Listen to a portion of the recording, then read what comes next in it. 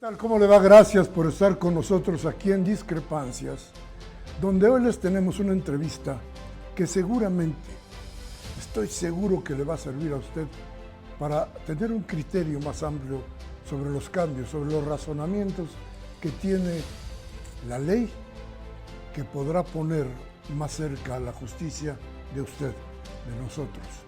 Hoy va a estar con nosotros la ministra Loretta Ortiz y con ella vamos a platicar sobre estos cambios, esta transformación que se ha dicho que era necesaria, pero que cada quien tenía su camino.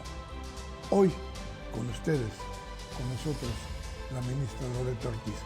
Vamos a ir a un cambio, vamos a ir a un corte y regresamos para hablar con nuestro invitado.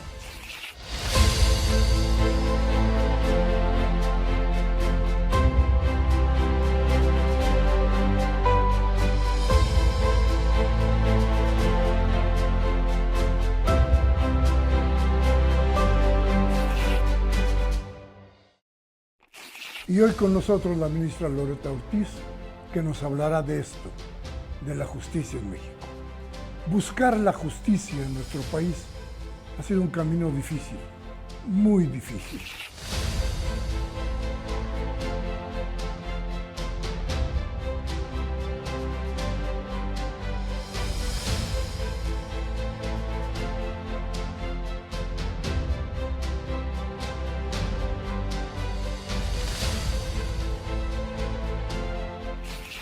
Bien, gracias por quedarse con nosotros. Como usted sabe, yo soy Miguel Ángel Velázquez y permítame presentarle a la ministra Loretta Ortiz. Ministra, ¿cómo está? Bien, gracias. Son saludarte, Miguel Ángel. Muchas gracias, gracias. Quiero preguntarle, sobre todo, hacer un recuento, tener una idea de qué estaba pasando con la Suprema Corte, qué pasa con la Suprema Corte. Se dijo que era necesario un cambio ahí. ¿Por qué? ¿Qué estaba pasando? ¿Es verdad que se estaba pudriendo, que se pudrió la Suprema Corte como entidad de justicia? Sí. La pregunta es más que idónea porque la mayoría piensa, o muchas personas escucharon una información de que la reforma, una de las causales es porque estaba molesto el expresidente con la actual Corte, que si estaba, por eso esa fue el principal motor o a raíz del cual se hicieron las reformas. Y la verdad es que hace más de 20 años que nos hicieron un informe, como a otros países de Naciones Unidas, el informe del relator especial de Naciones Unidas sobre acceso a la justicia. Y desde ese informe estaba como ministro presidente Mariano Azuela Buitrón, se señalaron y puntualizaron muchas de las cuestiones, yo diría que la mayoría, de las razones y motivos por las cuales se hizo la reforma. Y estas razones fueron que eran demasiado largos los procesos, en algunos casos mayores los plazos o los términos para resolver, no es porque estuviera legalmente, pero para resolver los procedimientos de los 15 años, que había corrupción, que no debería de estar unificado el Consejo de la Judicatura con la Suprema Corte, que había problemas también para atender los problemas cotidianos a los que tiene mayor preocupación la ciudadanía, tener acceso, porque si no tenías abogado no podías acceder. En fin, los distintos problemas a los que atiende la reforma que se acaba de hacer. Esto obedece a un informe especial de Naciones Unidas. Y sí, había muchos problemas. Es como yo les digo, y los cambios, no es como el cambio, les he dicho, de una fachada nada más a la casa o un resanamiento, es una casa nueva. Es la reforma más importante que ha tenido la Constitución desde 1917. Es decir, no era venganza, era necesidad.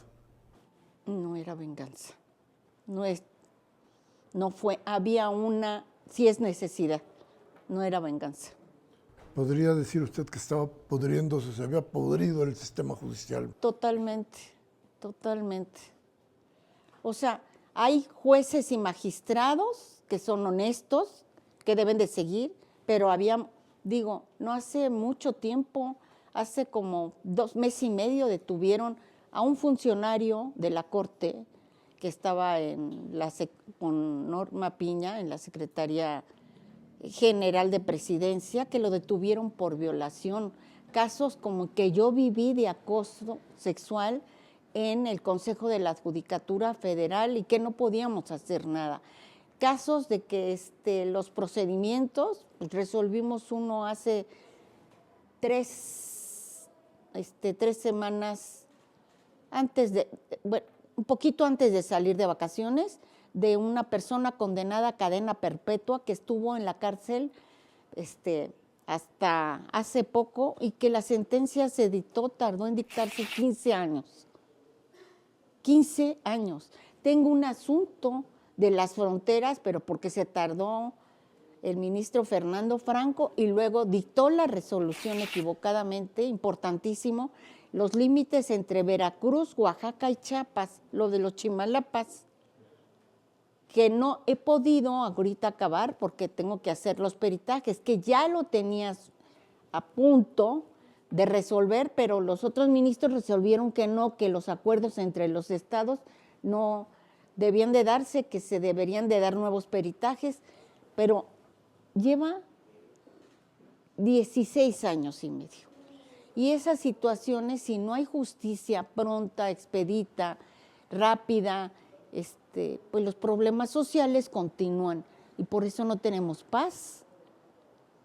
Si los problemas sociales siguen sin resolverse, ahí existen los conflictos, pues se va a recurrir a la propia, ¿no? A hacerse justicia por la propia mano. Por eso tenemos linchamientos, por eso tenemos toma de territorio, por eso tenemos muchísimas situaciones conflictivas, porque no hay justicia. No hay justicia. No es un tema nada más de legalidad, es un tema de justicia para la ciudadanía.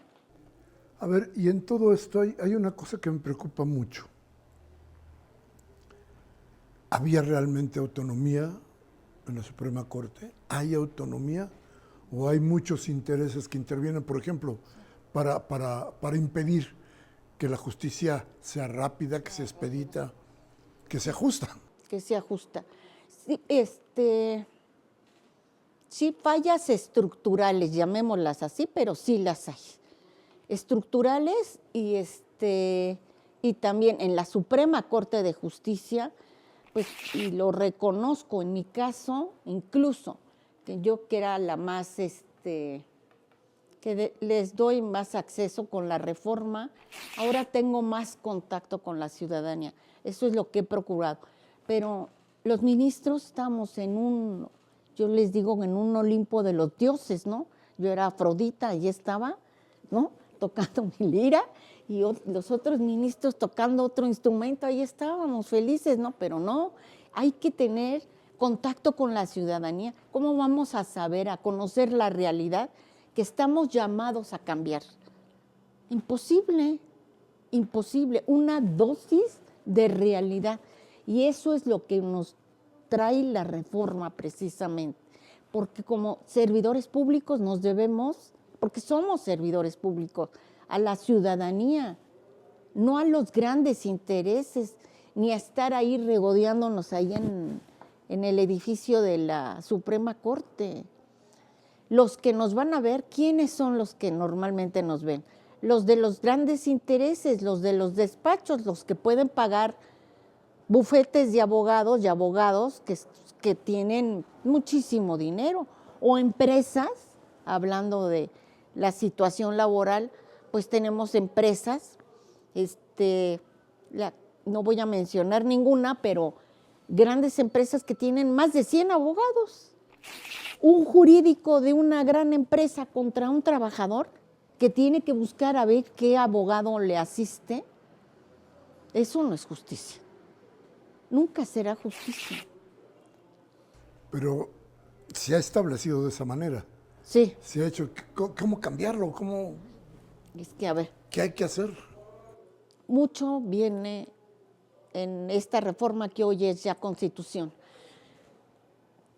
Es el inicio, no quiero decir que todo esté terminado, es un inicio, porque tampoco vamos a engañar y a mentir y a decir que ya es un procedimiento acabado. Yo hice algunas sugerencias que espero que el mañana yo digo que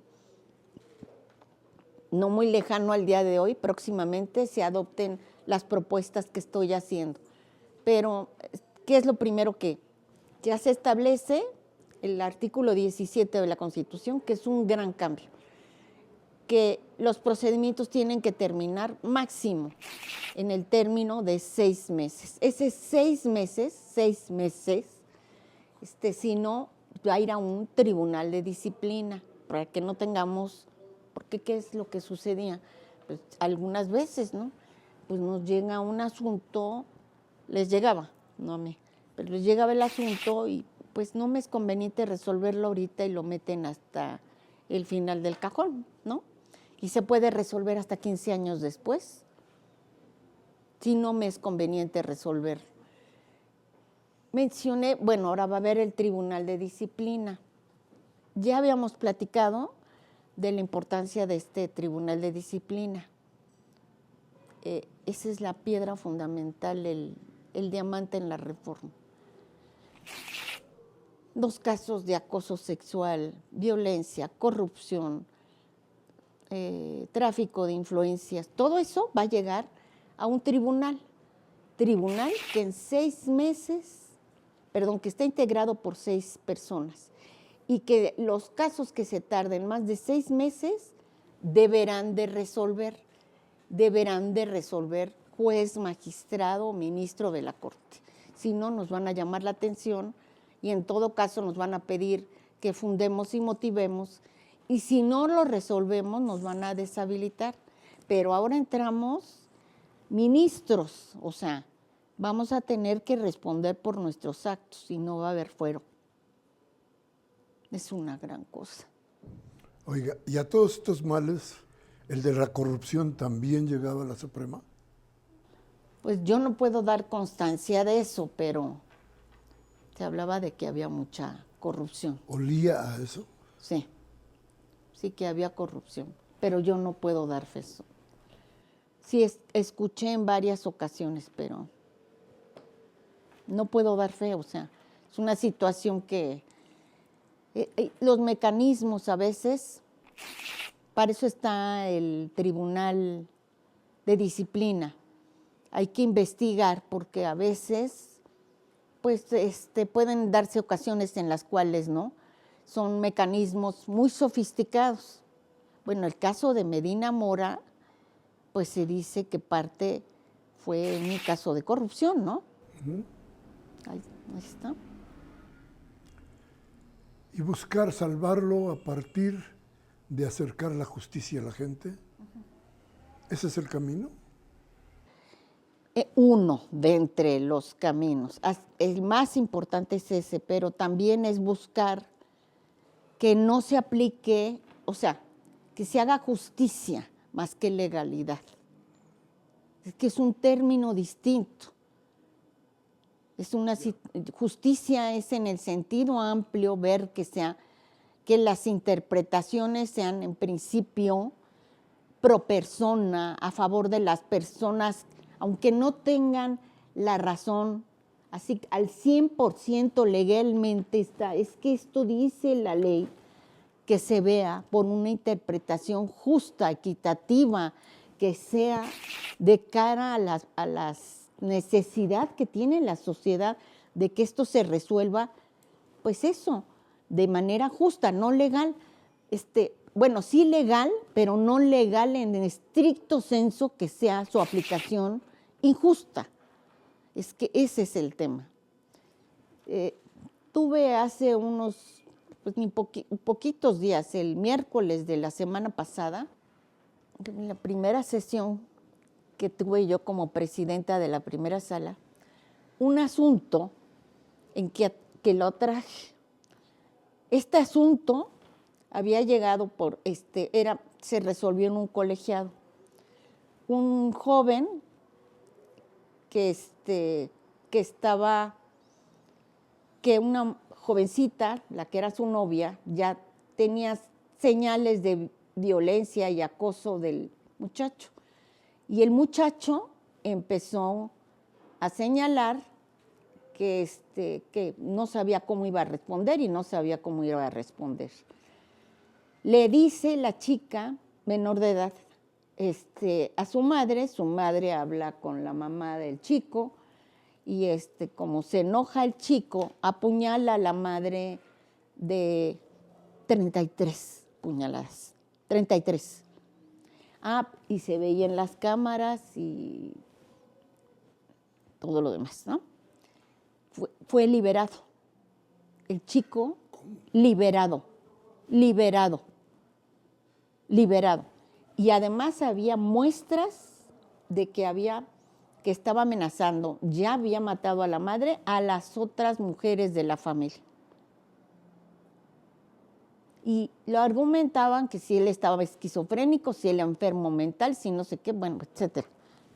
Cuando tenía X enfermedad mental, pero pues lo deberían de tener en una institución. O sea, esto, más de un año. Si no lo hubiera traído y resuelto así de manera justa, como a puntilla legalmente, bueno, como siguiendo, es que ya había dicho el colegiado que tenía que ser y chaca, no hubiera sido posible, gracias a que hubo en el ánimo en los otros ministros, obtuve 4, porque Alfredo Gutiérrez Ortiz Mena votó en contra y con voto particular. Por esas razones, por las razones, de todos modos va a resolver finalmente el colegiado, ¿no? Pero nosotros dijimos, juzga con perspectiva de género e sobre todo perspectiva de género, o sea, 33 apuñaladas. Entonces, la forma de aplicar la ley, ese es el sentido correcto de lo que deberíamos de dar. Porque los juzgadores, se podría hacer justicia a través de inteligencia artificial y no necesitaríamos participar nosotros. Pero ¿por qué se justifica que nosotros participemos? ¿Por qué el ser humano debe interpretar? ¿Por qué el ser humano debe resolver? Precisamente porque somos humanos y podemos hacer una interpretación pro persona, interpretación con perspectiva de género, interpretación con base a los derechos humanos, es decir, tomando en consideraciones cuestiones, la equidad, que es un principio general del derecho. En fin, no hacer una interpretación mecánica, automática, como lo haría un mecanismo, un robot de inteligencia artificial. A ver, pero el interpretar la ley no da opciones a la corrupción.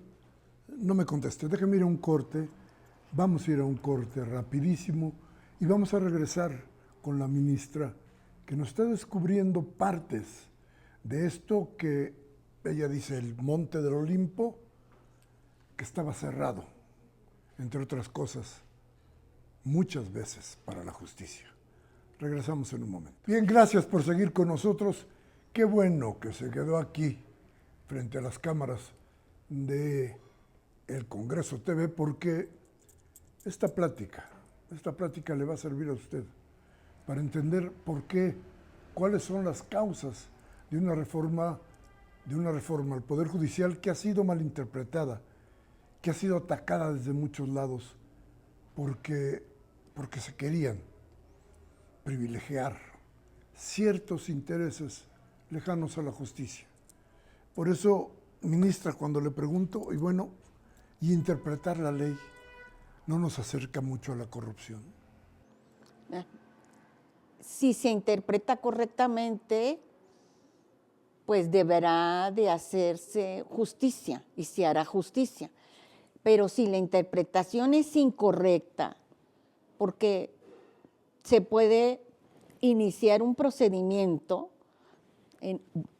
con el Tribunal de Disciplina y se dice, esto se interpretó porque sí puede haber la aplicación de la ley es la base, de cómo se interprete puede ser una situación que nos dé el resultado, una interpretación justa o equitativa o una interpretación que no se ajusta, que sea inequitativa, que sea que no sea para los intereses más que para beneficiar a intereses particulares y corruptos. Entonces, en ese momento se presenta la denuncia con la reforma que tenemos hoy, con las disposiciones constitucionales que hoy tenemos, que nombra un tribunal de disciplina, y el tribunal de disciplina, que está integrado por 6 personas, va a resolver haciendo una investigación, y esto se muestra siguiendo la argumentación que hace el propio juez o magistrado. Es evidente. O sea, para mí, cuando se siguen las interpretaciones y argumentaciones, lo mismo que para los demás abogados, y lo va a hacer para jueces o magistrados, y lo va a hacer para el Tribunal de Disciplina, los mismos litigantes, es claro, cuando los intereses que se persiguen no son los intereses que fija, porque tiene una finalidad. Las normas legales no se emiten o no las aprueba el Congreso en abstracto, sin que tenga un contexto. O sea, hay 3 tipos de interpretación.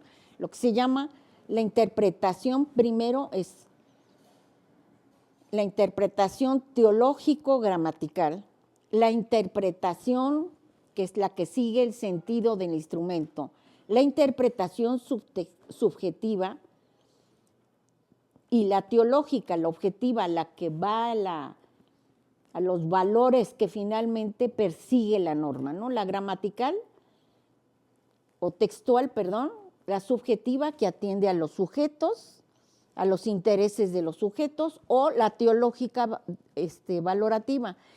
Siempre se dicta en un contexto se emite esa norma. Por ejemplo, en el caso de las normas fiscales, ¿qué es lo que se busca? Pues que haya una recaudación equitativa. Si se emite una sentencia en que finalmente a uno, quien sea, pongamos X sujeto, acaban autorizando una deducción de impuestos de uno de los grandes de aquí de México, ¿no? Un gran, no sé, una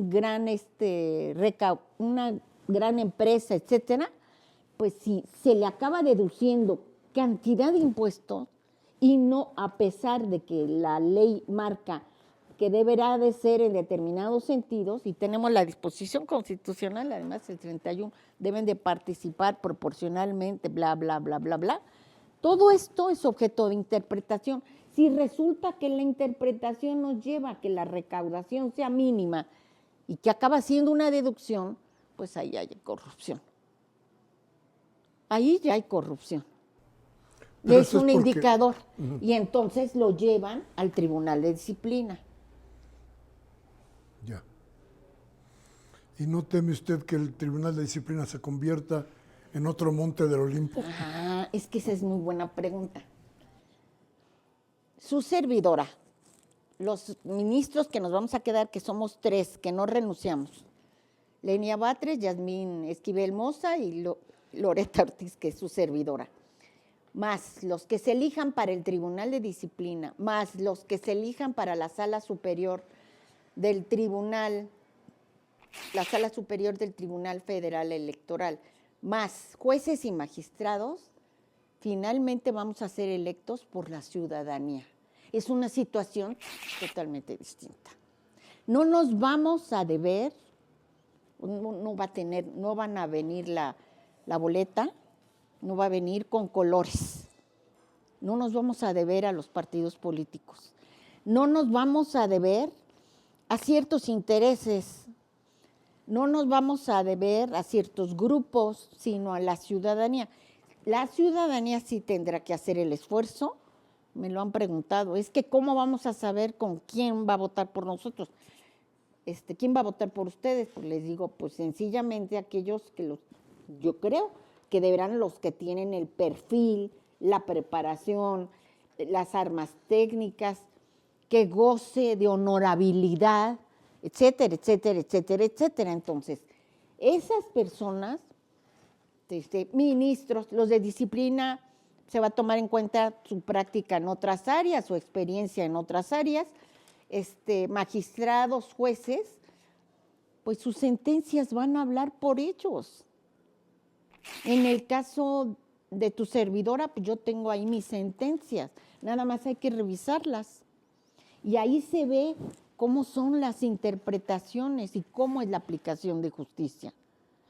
Y si es en el otro sentido, si se observa que hay un ministro, juez, magistrado, que, por ejemplo, tiene varias sentencias dudosas, entonces ponemos un signo entrecomillados e interrogación. Entrecomillado e interrogación, para votar por él. Y en el caso del Tribunal de Disciplina, pues a los que deben de elegir, y eso espero, que sean a las personas honorables con capacidad y que sean, porque el voto va a depender de la ciudadanía. A ver, dígame, y esto, la decisión popular sobre quién debe impartir la justicia, quién debe vigilar a quienes imparten la justicia, ¿usted cree que es el método que puede salvarnos de esta situación? Sí. Hace mucho tiempo que he reflexionado esto, pero mucho.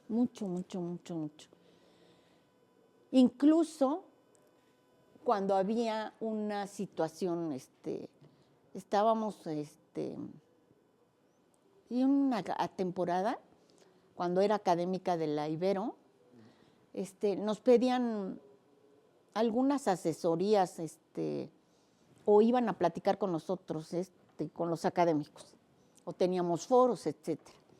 Y todas las preguntas acababan al final, esa es la verdad, en quién debe designar a. Por ejemplo, no nada más es en el caso del Poder Judicial Federal, jueces, magistrados, ¿no? Porque son ministros. También son los de los órganos autónomos. Estamos en la misma situación. Es que para que sean autónomos. ¿Y en qué acabaron siendo las designaciones de los organismos autónomos? Pues uno que representa nos ponemos de acuerdo, ¿no? Y ahí va a haber 2 del PRD, 2 del PRI, o sea, sí se dividían y jamás respondían a los intereses de la ciudadanía, nunca. ¿Cómo era la elección de los ministros antes de la reforma? De la reforma. Propuesta del presidente de la República. Propuesta del presidente de la República. Y 2/3 partes del Senado. En el último caso, en el caso de Lenia Batet, no alcanzó las 2/3 partes del Senado. ¿Quién la designó? El Andrés Manuel López Obrador, el expresidente. Él la designó, él. ¿Es mejor eso a que designe la ciudadanía? Ahorita podría la presidenta, si ella quisiera, eso nos da luces de que es muy demócrata. Ella podría decir, a ella le corresponden en sus sexenios a 3 ministros.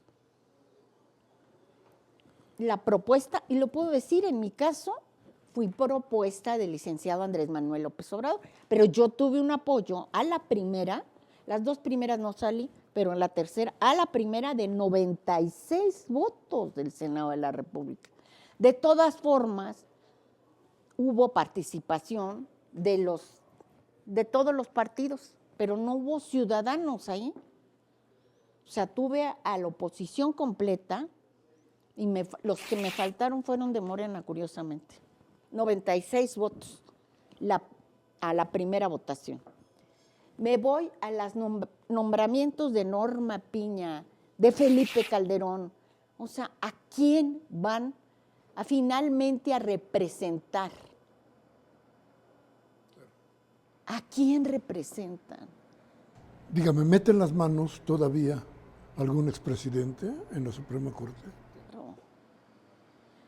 El licenciado Andrés Manuel López Obrador tiene poquito de haberse ido, pero en mi caso nunca me pidió nada. A mí nunca me pidió nada, nunca. Él no. Pero yo sé de otros casos que les ha pedido, se han acercado, por lo menos los han visto. O si no, responden a esos intereses. ¿Cómo cuáles? ¿Se acuerda usted de algún caso de estos?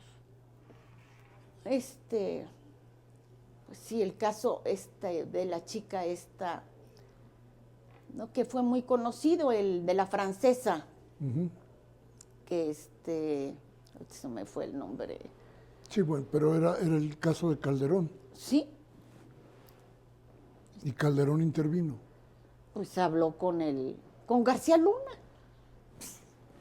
García Luna fue el que llevó a cabo la detención. Entonces, de hecho, no había tal autonomía, para regresar al tema. En algunos casos no. O en otros sí, eran autónomos, dependía mucho del ministro, pero en algunos casos no. En ese caso, sí hubo autonomía, porque ¿qué fue lo que sucedió? Pues resolvieron tanto el ministro Arturo Saldívar resolvió autónomamente en el caso de la francesa, ¿no? Pero sí fue presionado. Él mismo lo relata en su libro. O sea, yo no estoy inventando. Claro. Entonces, ¿qué estábamos viviendo?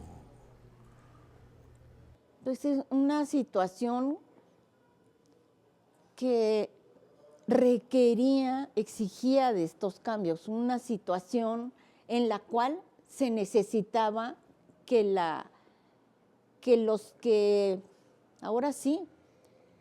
los principales intereses que se representan en las altas esferas del Poder Judicial Federal no fueran los únicos que estaban representados, que fueran los problemas de la ciudadanía, de los comunes mortales. Porque si no se resuelven los problemas de justicia social, por eso no se tiene paz. Si se van a seguir preocupando por los problemas, porque había las acciones de inconstitucionalidad, ¿quiénes las presentan? Ni siquiera ahora con la reforma que tenemos en materia indígena, las poblaciones indígenas no tenían ni personalidad para presentar una acción de inconstitucionalidad. Los grandes problemas de las poblaciones indígenas no los presentan. Ahora ya, pero antes no. Y tenía que afectarles una ley para que pudieran llevar el asunto a la corte. Pero no fuera un gran partido, porque entonces sí se les abren las puertas de par en par. De par en par. Entonces vivíamos una situación yo no puedo decir que de injusticia total, pero ¿qué era? ¿Cómo lo podría usted calificar? Es como lo que siempre lo he puntualizado, digo, tenemos, este es un ejemplo que pinta al país de principio a fin. Cuando yo tenía 18 años, que ya podía elegir, ya podía votar, y estaba feliz y le fui a decir a mi padre, ya voy a poder. Ay, mijita, qué ingenua y soncita eres, mijita. ¿Pero qué soncita? Y dijo, ¿por qué, papá? Pues ya sabes quién va a ser, ¿no? Yo feliz con mi credencial. Bueno, pasan los años y pues sí me di cuenta que tenía razón mi papá, ¿no? Como tú sabes bien, mi esposo fue José Agustín Ortiz Pinquet y fue el que me abrió los ojos para muchas cosas. Bueno, yo participé con él en la Marcha del Silencio. Y como lo del desafuero y todo eso. Pero desde antes ya se había presentado reclamaciones y él decía que fue gracias a la marcha, a que se hicieron todos los cambios electorales y que la democracia la tenemos gracias en buena medida, sí, a la ciudadanía. Pero si tú ves la Constitución, se supone que desde el 17 nuestros derechos son las garantías individuales. No habla de derechos humanos, habla de garantías individuales. No hay ni un solo artículo que se refiera al voto. Ni uno. Y no había mecanismo alguno para proteger ese derecho que tenemos, que se llama voto. Fue hasta que entramos a los instrumentos internacionales, a la Convención Americana, que a través de las reclamaciones del PRD, Porfirio Muñoz Ledo, y de Luis Felipe Mena Bravo, que finalmente entramos a reclamar básicamente asuntos electorales a las instancias internacionales y se hicieron las reformas a la Constitución y ya tuvimos, no a la Constitución, perdón, se crearon las instituciones del INE, IFE, etcétera. Pero a la fecha hablan de partidos.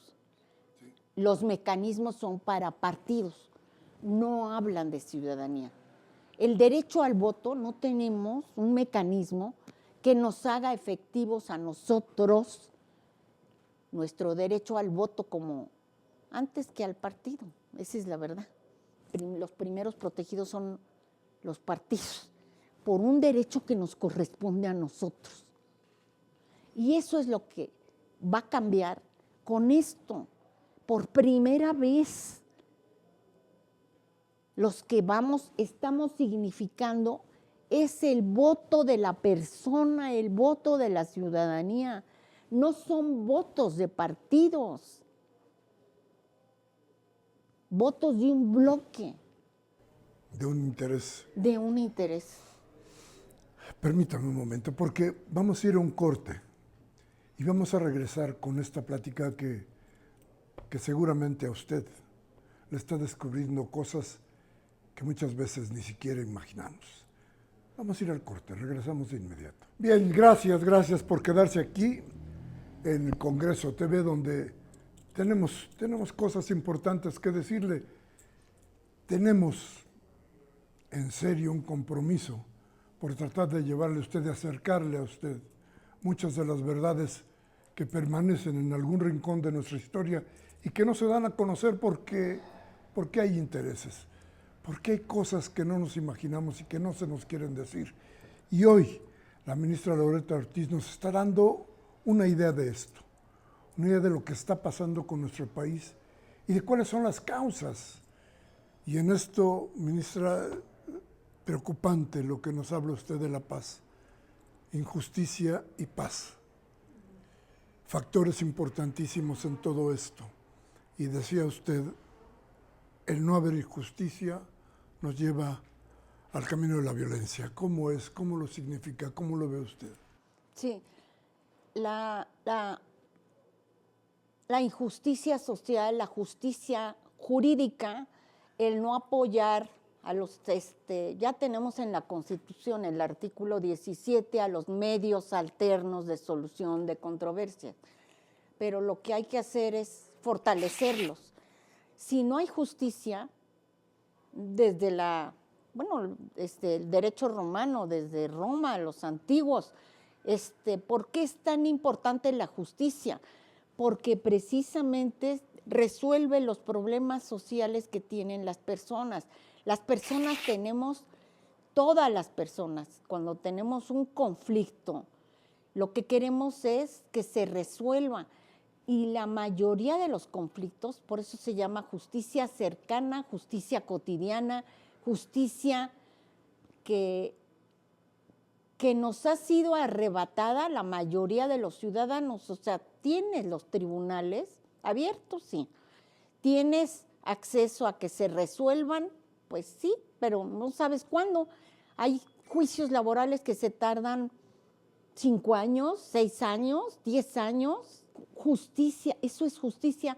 No se puede hablar de una justicia retardada, ¿no? Que no es pronta y expedita, es justicia denegada.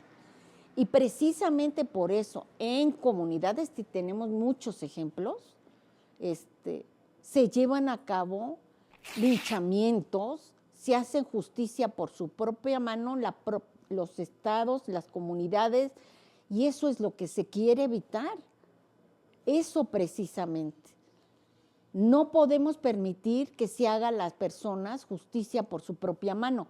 Y si no tenemos un aparato judicial, un poder judicial federal y local, que la reforma atiende a los dos y abarca también a las fiscalías, debería de hacerse la reforma a las fiscalías también, porque esto sería incompleto. Si no es a las fiscalías, eso es lo que, investigaciones de crímenes, delitos, etcétera, y del Poder Judicial, esto no va a arrancar de manera completa. Se necesita justicia. Vamos a seguir que lo hay con linchamientos y problemas sociales que no se van a resolver.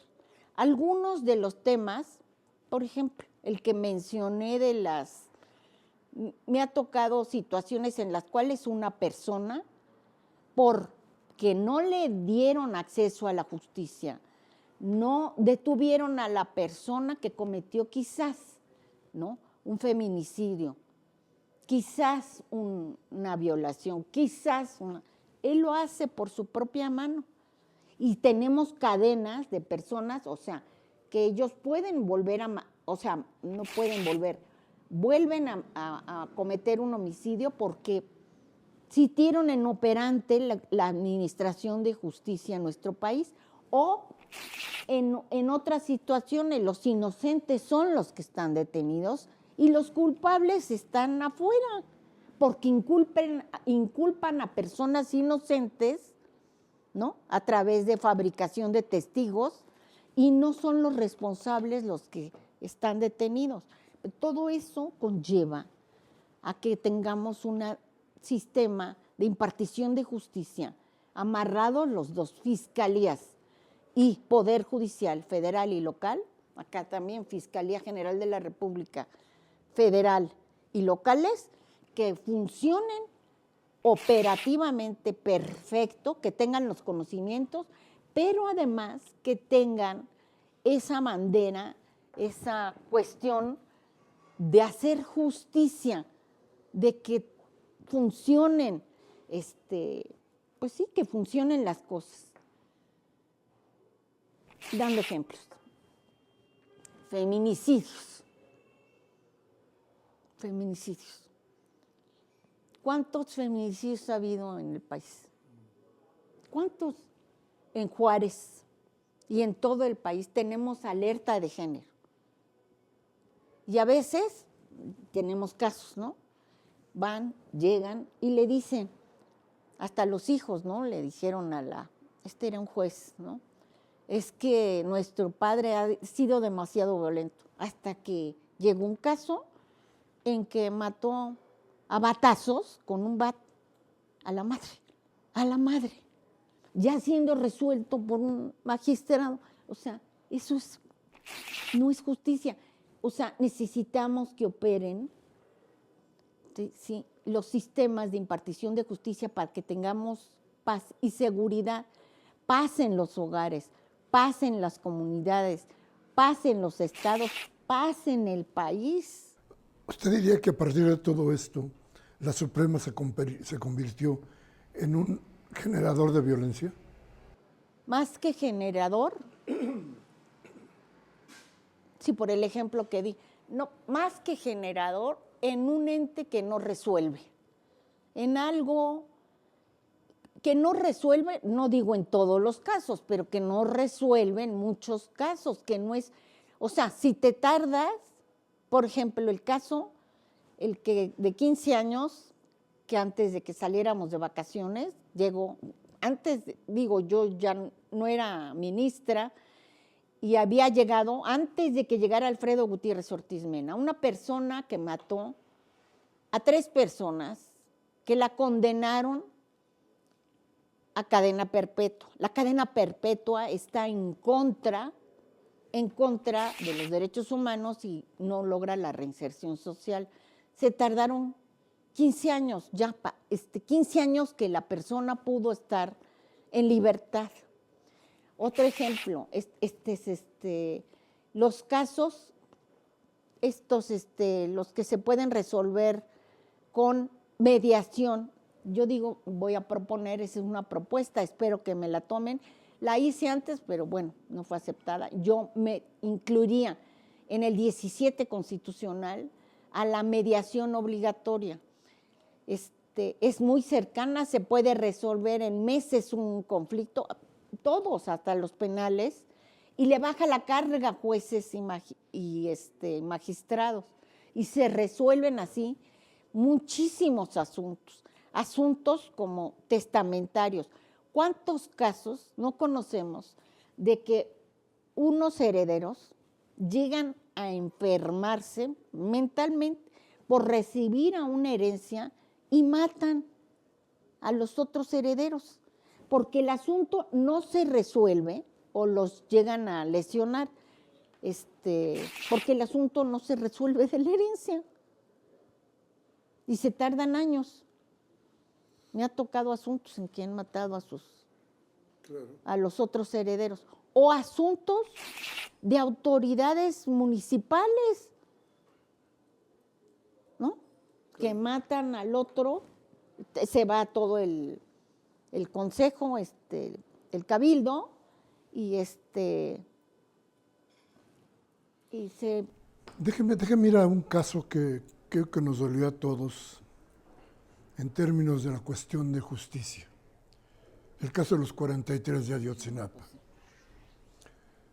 A los que habían confesado haber participado en todo esto, se les deja libres por una decisión de un juez. Esto genera violencia, esto genera mayor actividad y inconformidad por parte de los padres, por parte de los grupos de apoyo. Ese es un ejemplo muy claro de que podríamos calificar de generadora de violencia las decisiones o algunas decisiones de la Corte, es decir, de la justicia. A ver, ese asunto, yo había hecho las siguientes recomendaciones, pero pues, tampoco no fueron escuchadas. Para mí hay asuntos que deben de ir a las instancias internacionales, a la Corte Penal Internacional, porque aquí no se van a resolver. Estos son, como el caso de los 43, los crímenes de lesa humanidad, Corte Penal Internacional. Si se hubiera sometido a la Corte Penal Internacional este asunto, porque aquí podemos tener a varios involucrados, miembros del Ejército, miembros de la Marina, miembros del crimen organizado, aquí no se va a resolver. Y a los familiares se les hubiera hecho por lo menos un reconocimiento, lo que se llama justicia transicional.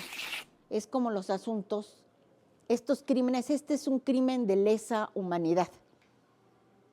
Es igual que cuando se convierten en torturas, crímenes además, envueltos con desapariciones, son crímenes de lesa humanidad.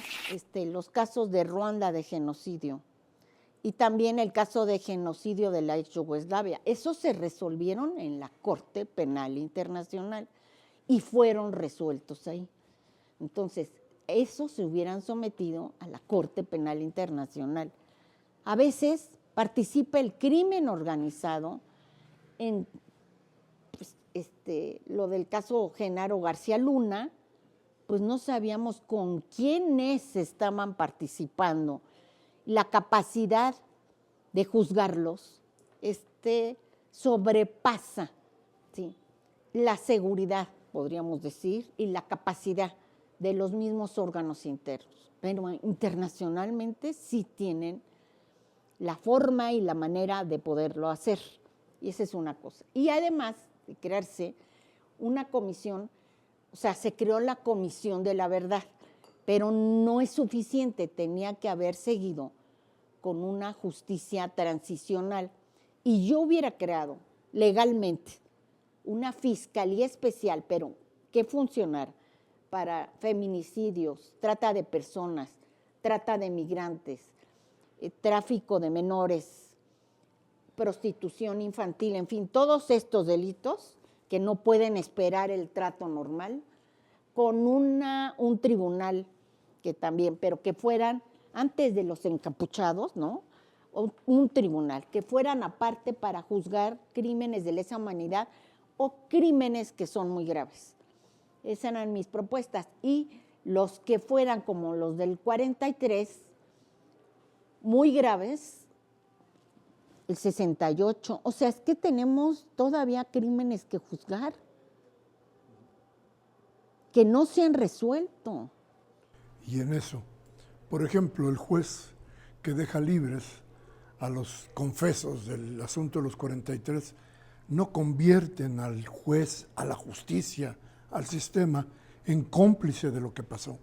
Puede ser, es que si no tiene las pruebas, si las desaparecieron. Por eso digo, si el juez actuó de manera incorrecta, si desaparecieron las pruebas, y se prueba, si tuvo las pruebas a la mano y se llega a probar eso, pues entonces sí es cómplice. Pero hay que ver si no desde la fiscalía, es que esa es la otra. No investigaron, no tienen las pruebas. Por ejemplo, la verdad de Murillo Karam, esa verdad que dijo, ¿no? Que la denominaron la verdad histórica, pues fue una verdad creada. O sea, esa no puede ser considerada, y de ahí partieron, y todos los actos, pues todos los que, por lo menos esta investigación, pues esos son cómplices, obviamente. Cómplices. Si se llega a probar que fabricaron esa verdad, pero hay que ver de qué lado está, si del lado de la fiscalía, que desaparecieron las pruebas y además crearon testimoniales y crearon verdades falsas, y del Poder Judicial. Yo aquí tendría, para decir que son cómplices, tendría que verlas, si tuvo a su alcance las pruebas o no. Bien, creo que se nos fue el tiempo en esta gran plática. ¿Cómo culminaríamos esto? ¿Qué es lo que viene? ¿Qué tenemos enfrente? ¿Qué propone usted para que vayamos mejorando todo este laberinto de situaciones terribles para la justicia en el país? Bueno, yo terminaría diciendo que es una gran oportunidad la que nos da la reforma. Por primera vez en la historia de México va a estar en manos el inicio, subrayo, inicio, pero es un buen inicio de la designación de los que van a integrar con manos de la ciudadanía el Poder Judicial Federal y los integrantes del Poder Judicial local. Que la ciudadanía es la que va a dictar, la que va a elegir, la que va a decidir quiénes vamos a hacer justicia en este país. Perfecto. Entonces, los llamo al voto. Pues le agradezco a usted mucho haber estado con nosotros. Creo que nos quedan muchas cosas, pero si usted nos lo permite, le volveremos a llamar para platicar sobre cómo viene este cambio en la justicia de nuestro país. Y a usted muchas gracias. Muchas gracias por estar con nosotros. Soy Miguel Ángel Velázquez y le invito a estar aquí en Discrepancias, en el canal del Congreso, para enterarnos un poco más de lo que sucede a nuestro alrededor. Hasta la próxima.